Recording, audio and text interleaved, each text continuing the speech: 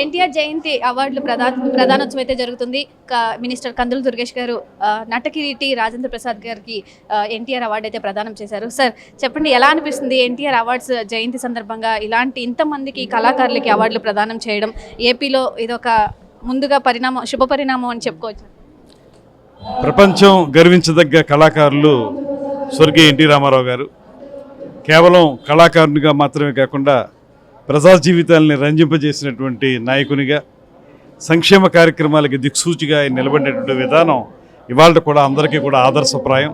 అటువంటి మహానుభావుడి యొక్క పేరుతోటి వెలసినటువంటి ఈ అవార్డు ఎక్స్రే సంస్థ వారు ఇస్తున్నటువంటి ఈ అవార్డు ఈరోజు నటకిరీటి రాజేంద్ర ప్రసాద్ గారికి ఇవ్వటం. రాజేంద్ర ప్రసాద్ గారు కూడా పరిపూర్ణమైనటువంటి నటుడు. ఆయన కేవలం హాస్య పాత్రలు మాత్రమే కాకుండా అన్ని రకాల పాత్రల్ని పోషించినటువంటి వైవిధ్యభరితమైనటువంటి నటుడు ఆయన.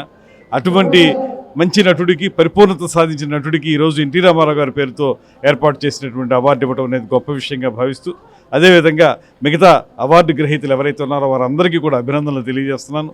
వారు ఎంతో సేవలు అందించారు వివిధ రంగాల్లో.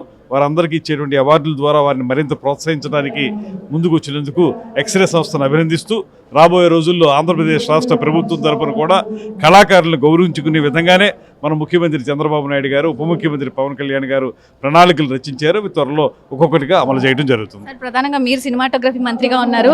సో ఎన్టీఆర్ గారి సినిమాలో మీ ఫేవరెట్ అండ్ రాజేంద్ర ప్రసాద్ గారి సినిమాలో మీ ఫేవరెట్ సినిమాలు ఏంటి? అన్ని సినిమాలు, వారి ఇద్దరు నటించిన అన్ని సినిమాలు ఇష్టమేనన్న.